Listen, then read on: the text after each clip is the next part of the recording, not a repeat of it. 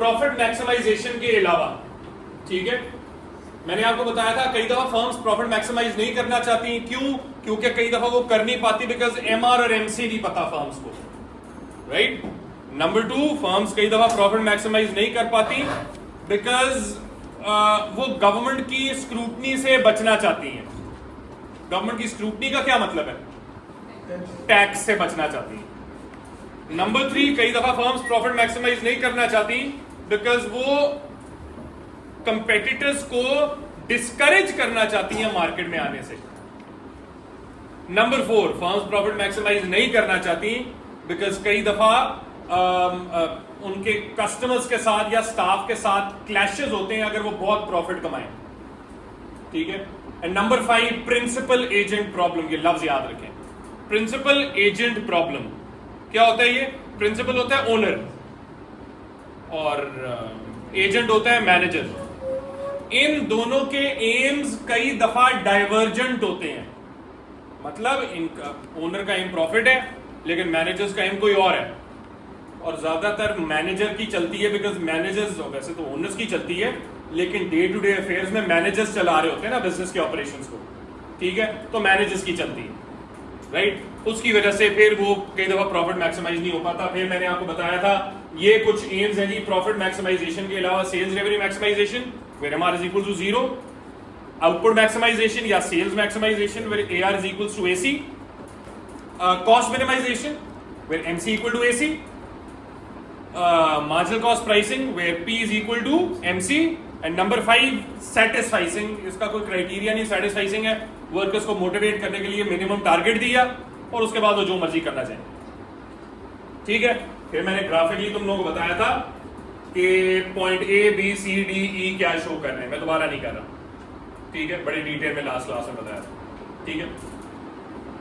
फिर मैंने price discrimination बताया था। प्राइस डिस्क्रिमिनेशन होता है जब फर्म्स प्राइसेस को डिफरेंट चार्ज करती है based on customers not cost, right. और उसके 4 मेथड्स होते हैं, by time, by place, geography, by use and by person. इनकी अलग अलग मैंने एग्जांपल्स दी थी आपको। और फिर मैंने आपको बताया था डिग्रीज ऑफ प्राइस डिस्क्रिमिनेशन क्या होती है। फर्स्ट डिग्री प्राइस डिस्क्रिमिनेशन जब हर बंदे से डिफरेंट प्राइस चार्ज करें based on willingness to pay such that consumer surplus is equal to 0। Consumer surplus नहीं रहता बिकॉज प्राइस आपने विलिंगनेस टू पे के हिसाब से चार्ज की। नंबर 2, दूसरा क्या था? सेकेंड डिग्री रट्टे न मार, that is based on people's spending pattern, spending behaviour. अगर कोई बंदा एक फर्म से लॉयल है तो उसको डिस्काउंट मिलेगा। अगर एक बंदा एक फर्म से बल्क में कोई चीज खरीद रहा है उसको डिस्काउंट मिलेगा। तो ये क्या है? स्पेंडिंग पैटर्न के हिसाब से price discrimination. And third degree price discrimination वो स्पेंडिंग पैटर्न से नहीं होती, वो डेमोग्राफी से होती है, लोगों पे होती है। जैसे आर्मी ऑफिसर्स को सीएमएस में फ्री हेल्थ केयर, ठीक है। उसी तरह एल्डरली को या चलो बच्चों को discounts at some buffet restaurants, ठीक है। तो ये थर्ड डिग्री प्राइस डिस्क्रिमिनेशन। कोई मसला समझ आ गई? Easy. What are the conditions for price as in price discrimination कामयाब कब होगी? नंबर 1, जब आप प्राइस मेक करोगे। प्राइस टेकर तो प्राइस डिस्क्रिमिनेशन कर ही नहीं सकता ना। क्यों नहीं कर सकता? क्योंकि वो वही प्राइस चार्ज कर रहा है जो मार्केट की प्राइस है, तो ऑब्वियस सी बात है वो प्राइस डिस्क्रिमिनेशन कैसे कर सकता है? पहली condition, you need to be a price maker. Number 2, you need to make sure markets are separate. मतलब जिन मार्केट्स में आप प्राइस डिस्क्रिमिनेशन कर रहे हैं वो मार्केट्स एक दूसरे के साथ इंटरैक्ट ना करें। जैसे पीआईए डोमेस्टिक एयरलाइंस की और इंटरनेशनल एयरलाइंस की जो प्राइसेस हैं टिकट्स की वो फर्क करता है। अच्छा, तुम कह सकते हो वो कॉस्ट से भी उसका फर्क है। मे भी कॉस्ट का भी फर्क है, लेकिन चलो मैं उसकी एक ये एग्जांपल देता हूँ। अगर इस्लामाबाद से आपने चाइना के बड़े क्लोजेस्ट शहर भी जाना है, इस्लामाबाद से आपकी फ्लाइट है, चाइना के जो क्लोजेस्ट आपका बॉर्डर का शहर है उसके लिए आपकी पीआईए की फ्लाइट है, वो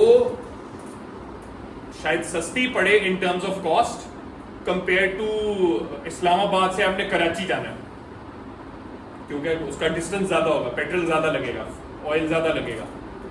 लेकिन वो जो चाइनीज ट्रैवल है, इंटरनेशनल ट्रैवल है, उसके पैसे ज्यादा पे करने पड़ेंगे क्योंकि वो इंटरनेशनल ट्रैवल है। ठीक है, तो ये मार्केट सेपरेट हो रही है ना, इंटरनेशनल ट्रैवल की प्राइस डोमेस्टिक ट्रैवल से फर्क है।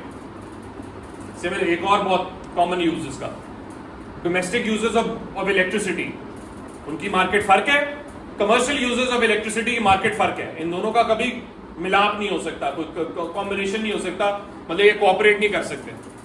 इसलिए वापडा या लेस्को डोमेस्टिक यूजर्स को अलग रेट पे बिजली बेचती है और कमर्शियल यूजर्स को अलग रेट पे बिजली बेचती है। समझ आ गई? ठीक है, so markets need to be separated. Number 3, PED फर्क होनी चाहिए। जिन मार्केट्स में आप प्राइस डिस्क्रिमिनेशन कर रहे हैं उन मार्केट्स की पीईडी फर्क होनी चाहिए। तो इसका मतलब है जिस मार्केट में डिमांड इनइलास्टिक है वहां पे प्राइस क्या होगी? हायर। तो इनइलास्टिक है तो प्राइस ज्यादा चार्ज कर सकते हैं। जहां पे जिन मार्केट्स में डिमांड इलास्टिक है वहां पे प्राइस क्या होगी?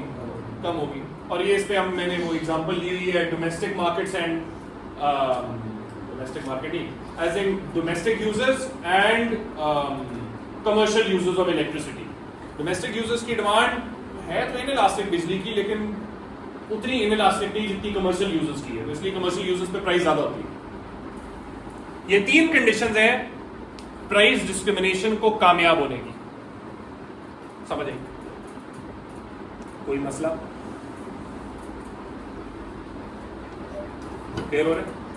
ठीक है, अलवीरा दोबारा। सोलर की प्राइसेस अब देखो, जिस तरह पर यूनिट प्राइस जो सोलर की होती है जिस पे आपसे वापडा बिजली खरीदती है, that is different.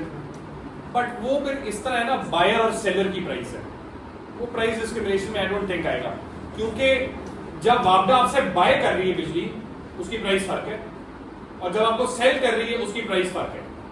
So this is not the same example, because उसमें वापडा दोनों केसेस में उसका रोल ही फर्क हो गया। सोलर में it is buying electricity from you, while normally वो सेल करती है बिजली। आई वुड सजेस्ट कि ये वाली एग्जांपल इस्तेमाल हो, लेकिन डोमेस्टिक और कमर्शियल यूजर्स की हो सकती है, बिल्कुल हो सकती है। ठीक है जी, boys at the back, Rehan समझ आ रही है बेटा? पक्की बात है। अच्छा जी, what are some of the pros and cons?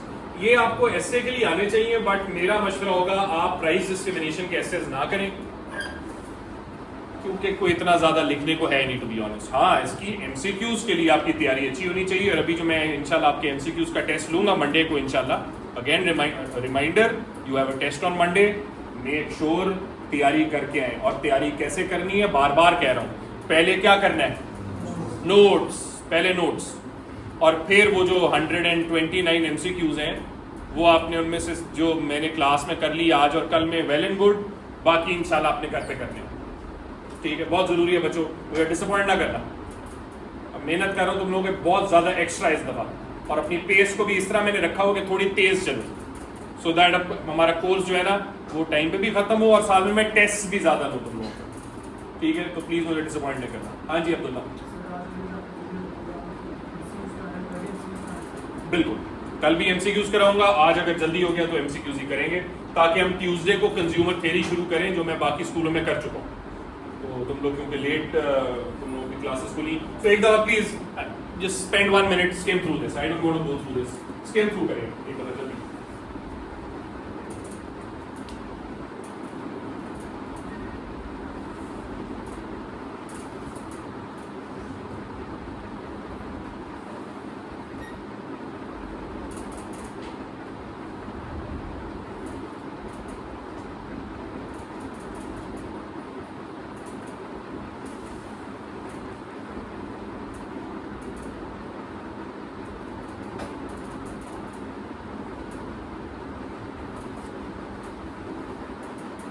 Done हो गया?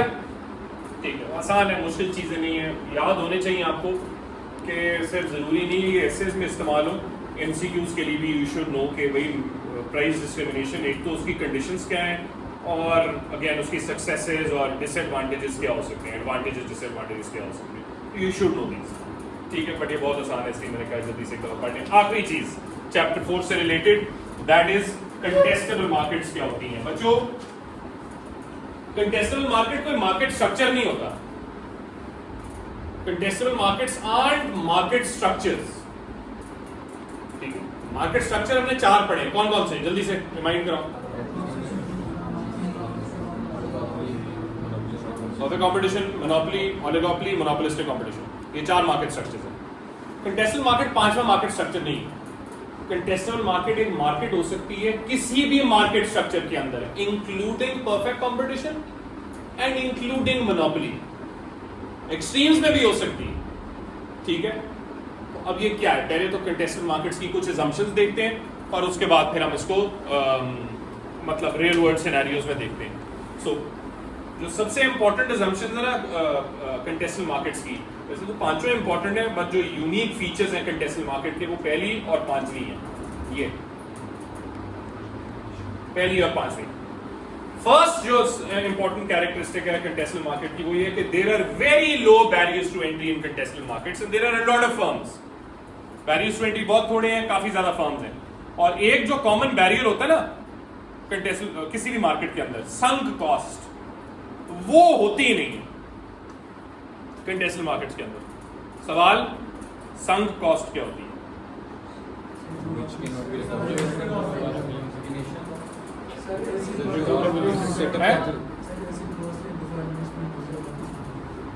एक ऐसी कॉस्ट जो रिकवर नहीं हो सकती। इन सिंपल वर्ड्स, एक दफा हमने इन्वेस्टमेंट कर दी, उसके बाद उसको रिकवर करना इज क्लोज टू इम्पॉसिबल। ठीक है, हाँ, फॉर एग्जाम्पल ऑयल रिग मैंने बनाई, एक्चुअली ऑयल रिग को छोड़ो, है advertisement can also be recovered, वो इतनी बड़ी कॉस्ट नहीं होती।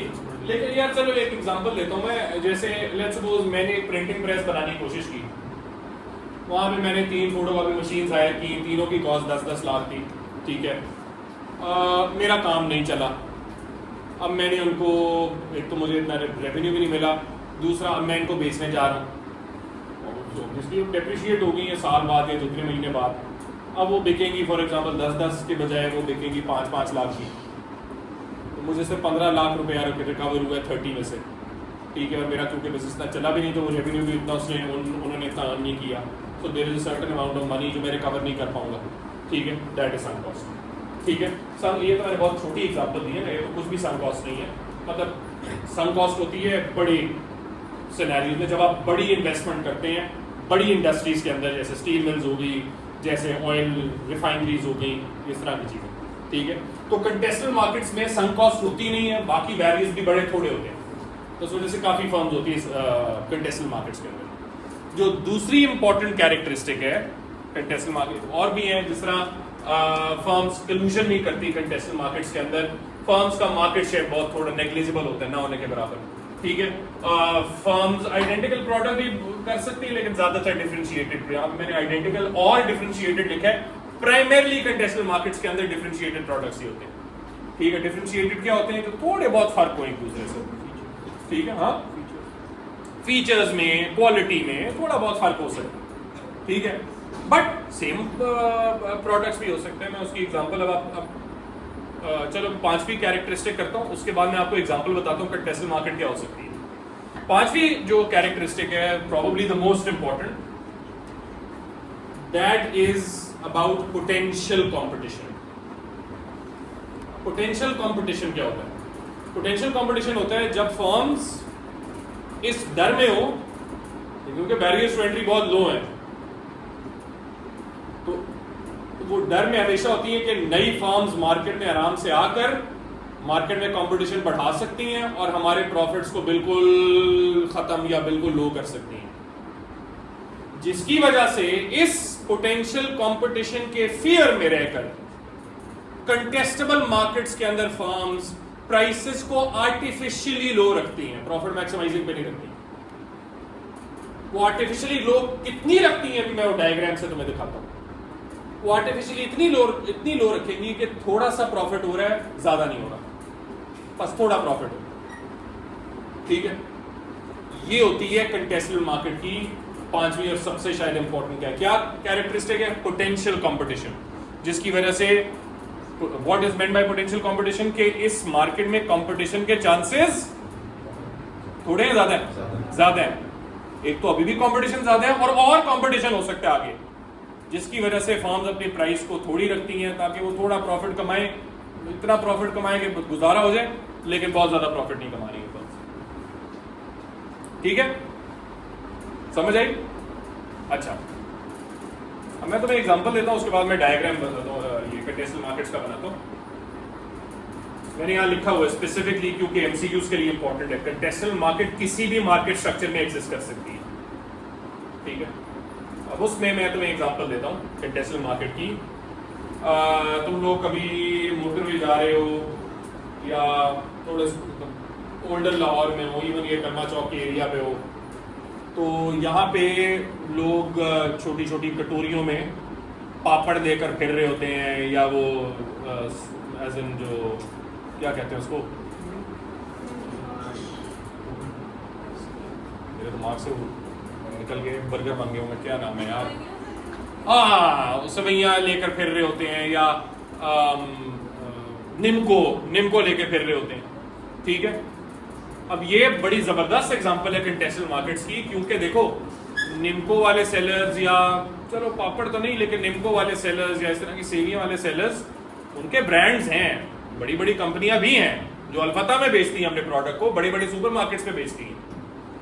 ये जो हैं बेचारे सेलर्स, इनको हम फर्म्स कह रहे हैं, एक एक सेलर को फर्म कह रहे हैं। अब इनकी कंटेस्टेबल, उनका जो संक कॉस्ट है वो तो नहीं है ना, क्योंकि उन्होंने कटोरी लेनी है बस, उसकी कटोरी हार्डली कुछ 100 या मे बी कुछ 1000 रुपए में मिलती हो, तो ये कोई संक कॉस्ट नहीं है, ये रिकवर हो जाती है आराम से, राइट। और ये बस फिरते हैं, अपना प्रोडक्ट को बेचते हैं, प्राइसेस रिलेटिवली लो रखते हैं, और प्रॉफिट को बहुत थोड़ा थोड़ा प्रॉफिट इनका होता है, दैट्स इट। सिमिलरली फ्रूट के अगर सेलर्स की बात करें, लेट्स सपोज फ्रूट के सेलर में जो, ऐसा है नहीं लेकिन मैं एग्जांपल दे रहा हूँ, लेट्स सपोज लाहौर में फ्रूट की सेलर की मोनोपोली वो अलफता के पास है। Alfata is the fruit seller monopolist, सबसे बड़ा मार्केट शेयर है, डोमिनेंट फर्म है जो फ्रूट सेल करती है। बट फिर वो जो ठेले वाले, वो जो ठेले वाले होते हैं, रेडियो में जो जा रहे होते हैं, ये भी फ्रूट सेल करते हैं कि नहीं करते? करते हैं ना। अब ये जो ठेले वाले हैं, इनका कोई कंपैरिजन नहीं है अलफता से, ठीक है। जो छोटी छोटी ट्रॉलीज पे बेच रहे होते हैं फ्रूट को रोडों के ऊपर, इनका अलफता से कोई कंपैरिजन नहीं है, इसलिए इनका मार्केट शेयर नेग्लिजिबल है। जो मैंने एग्जांपल तुम लोगों को ये बताया था, मार्केट शेयर नेग्लिजिबल है, लेकिन बस थोड़े बहुत ही प्राइसेस रिलेटिवली लो रख के थोड़ा बहुत प्रॉफिट कमा लेते, ठीक है। वो मैं जो कह रहा था तुम लोगों को, आइडेंटिकल प्रोडक्ट, तो आइडेंटिकल प्रोडक्ट, चलो फ्रूट तो आइडेंटिकल नहीं होता, और ये जो पापड़ बेच रहे होते हैं या सेवियां बेच रहे होते हैं, तो आइडेंटिकल ही है ना बेसिकली, पापड़ में कई डिफरेंस होते हैं, ठीक है। सो ये है कंटेस्टेबल मार्केट्स की एग्जांपल, ठीक है। न्यूज़पेपर जो बेच रहे हैं, एक्चुअली न्यूज़पेपर की एग्जांपल कंटेस्टेबल नहीं हो सकती, क्योंकि न्यूज़पेपर की तो एक फर्म है। चलो ये कह सकते हैं न्यूज़पेपर्स के जो डिस्ट्रीब्यूटर्स हैं वो कंटेस्टेबल मार्केट्स में आते हैं, क्योंकि वो बड़ी मुख्तलिफ फर्म्स उनको डिस्ट्रीब्यूट कर रही होती हैं। फर्म्स की क्या बेसिकली बात करें, लोग साइकिलों पे जाकर जो है वो घरों में फेंक रहे होते हैं, ट्रैफिक सिग्नल्स में लोगों के लिए खड़े होते हैं कि जी न्यूज़पेपर ले रहे हैं etcetera, right. All of these are contestable markets, and as I said they can exist not just in monopolistic competition और ओलिगोपोली, जो बच्चों को लगता है इन दो मार्केट स्ट्रक्चर्स में एग्जिस्ट कर सकते हैं। They can also exist in perfect competition and they can also exist in monopoly. जिस तरह मोनोपोली के साथ उनका कंपैरिजन कोई नहीं है, क्योंकि मोनोपोली में एक डोमिनेंट फर्म है, बट बाकी छोटी छोटी फर्म्स तो हो सकती हैं, ठीक है। अब जो डायग्राम है, सादात उठ उठ उठ उठ उठना, राउंड मार के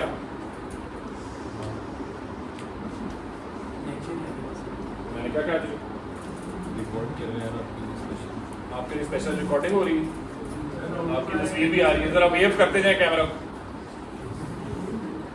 नजर बैठू अच्छा जी, अब मैं आपके सामने कंटेस्टेंट मार्केट्स का डायग्राम बना रहा हूं ये दिखाने के लिए कंटेस्टेंट मार्केट्स में फर्म्स कौन सी प्राइस चार्ज करेंगी, कितना प्रॉफिट कमाएंगी, कौन सा आउटपुट बनाएंगी। ठीक है, सबसे पहले मैं बना रहा हूं अगेन जो कर्व्स हमने सीखे हैं, डिमांड, एमआर और कौन सा कर्व बनता है, marginal cost. Marginal cost demand equal to AR MR. ठीक है, और एक और कर्व बना दो जो जरूरी है, प्रॉफिट के लिए हमें कौन सा कर्व चाहिए, एवरेज कॉस्ट है। क्या कह रहा है, ऊंचा बोलना ताकि तेरी मैं हेड बॉय वाली जो ड्रीम है वो खत्म कर। अच्छा जी, मुझे बताओ कंटेस्टेंट मार्केट छोड़ो, अभी कंटेस्टेंट मार्केट छोड़ो, अभी मुझे ये बताओ एक प्रॉफिट मैक्सिमाइजिंग फर्म का आउटपुट बनाएगी।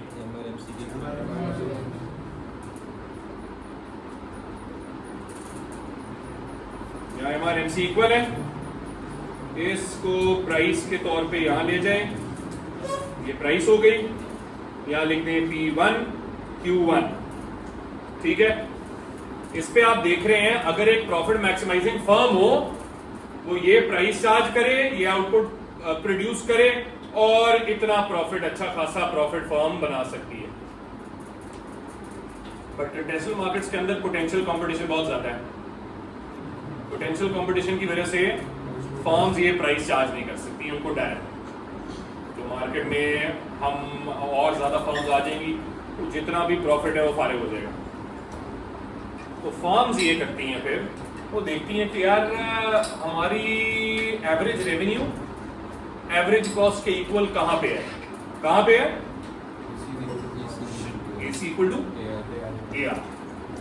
ये फर्म्स कहती हैं इससे थोड़ी सी प्राइस ऊपर चार्ज करके, अपनी तरीके से हमने अपने तरफ से ये कहा ये प्राइस चार्ज करें,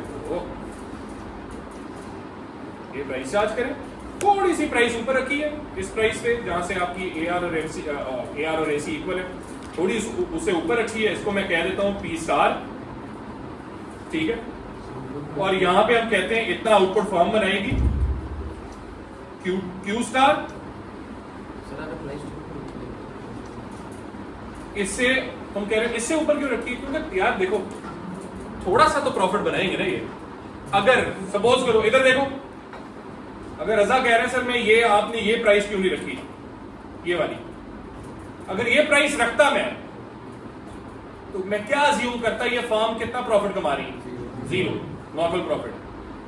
तो इतना थोड़ा प्रॉफिट नहीं ऑब्वियसली होगा, थोड़ा सा प्रॉफिट ये कमाएंगे। ठीक है, वरना तो फिर ये क्योंकि बैरियर्स टू एंट्री ठीक है कम है पर है तो सही ना थोड़े से, तो थोड़ा सा प्रॉफिट ये कमा सकते हैं, राइट। तो इसलिए हमने इससे थोड़ी सी ऊपर प्राइस रखी है, आउटपुट ये रखा है। इससे हम देख रहे हैं कि इस आउटपुट पे प्राइस ये है, एवरेज कॉस्ट ये है, तो ये बहुत थोड़ा सा प्रॉफिट फर्म कमा रही है, लेकिन ये इतना प्रॉफिट है जिससे नई फर्म्स मार्केट में आने का कोई इंसेंटिव नहीं है।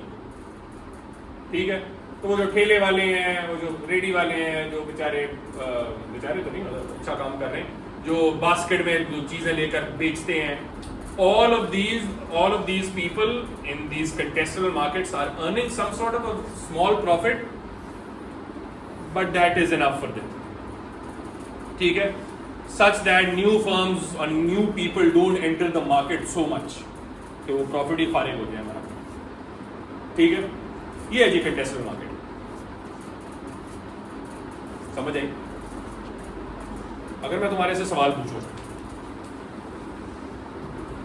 कंटेस्टेबल मार्केट और परफेक्ट मार्केट, परफेक्ट कंपटीशन में क्या फर्क है, आमना जवाब देगी। क्योंकि बड़े गौर से सुन रही, आज मुझे खुशी हो रही है, आमना आजकल ठीक हुई है, A2 में थोड़ी बेहतर होगी या मरियम खराब होगी, आमना बेहतर होगी। तो ये बताओ आमना, मुझे बताओ परफेक्ट कंपटीशन और मोनोपोली में कंटेस्टेबल मार्केट में बहुत फर्क है, उनमें से एक बताओ।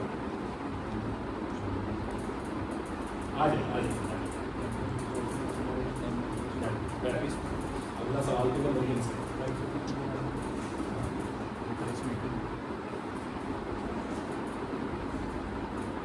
बढ़िया, शाबाश, गुड। परफेक्ट कंपटीशन में फर्म्स प्राइस टेकर होते हैं, इसमें क्या है, प्राइस मेकर है, अपनी प्राइस खुद सेट कर रहे हैं। लेकिन हाँ ऑब्वियसली बात है, मतलब उतना ज्यादा कंट्रोल प्राइस पे नहीं है, बट थोड़ा बहुत है, जितना भी ये है प्राइस मेकर है, ठीक है। ये एक बहुत बड़ा डिफरेंस है। और दूसरा बड़ा डिफरेंस प्रॉफिट मैक्सिमम, हाँ ये भी वैसे बात ठीक है, गलत नहीं है। आई वुड सजेस्ट ये कहो परफेक्ट कंपटीशन लॉन्ग रन में नॉर्मल प्रॉफिट कमाती है, जबकि कंटेस्टेड मार्केट्स लॉन्ग रन में थोड़ा बहुत प्रॉफिट कमा सकती है, ठीक है, वो फर्म्स कमा सकती हैं प्रॉफिट, ठीक है। और भी फर्क है, बट ये दो तो सबसे कॉमन, सबसे ऑब्वियस डिफरेंस है, ठीक है। ये हो गया जी आपका contested markets. Any questions related to this? So we done with producer theory, ठीक है। चैप्टर 2, 3, 4 मेरे नोट से अच्छे से पढ़ें ताकि आप एमसीक्यूज करने के काबिल बने। एमसीक्यूज मुश्किल नहीं, अभी आपके साथ मैं कोशिश करते हैं 20 मिनट है, उसमें मैं 10 से 15 एमसीक्यूज कर लूँ, बाकी इंशाल्लाह 30-35 एमसीक्यू कल करूँ, ताकि आपके लिए घर पे थोड़ा सा कम वर्कलोड हो और आप 80 के आसपास एमसीक्यूज तो कर ही सकते हैं, क्यों नहीं, सही कह रहा हूँ ना। चलो हाँ जी इब्राहिम,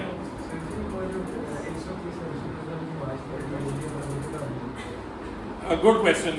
इब्राहिम कह रहे हैं वो जो 130 एमसीक्यूज हैं उनकी मार्किंग स्कीम हमने खुद निकालनी है, तो नहीं, वो मैं आपको दूंगा संडे को इंशाल्लाह। संडे को मैंने उसकी पिक्चर्स अपने पास रखी है। संडे को जब मुझे उम्मीद होगी ज्यादातर बच्चों ने ज्यादातर सवाल कर लिए होंगे, तो संडे को I am gonna send that and you, बल्कि संडे के इवन सैटरडे इवनिंग में कर दूंगा, ताकि आप संडे को मेरे से अगर कोई सवाल है तो आप मुझसे पूछें। एक तरीका जो मैं आई थिंक कल भी मैंने डिस्कस किया था, लेकिन किसी बच्चे ने फिर, कौन दो बच्चा था जिसने मुझे कहा था नहीं सर वो गलत होते हैं, ये होते हैं, वो होते हैं, कौन था ये? इब्राहिम कौन? तो ये थी बच्ची, हाँ वो बच्चे नहीं, एक्चुअली बच्ची की भी कभी कभी खराब होती है। तो नहीं, आप अगर चैट जीपीटी नहीं तो जो डीप सीक है, यू कैन यूज दैट। आप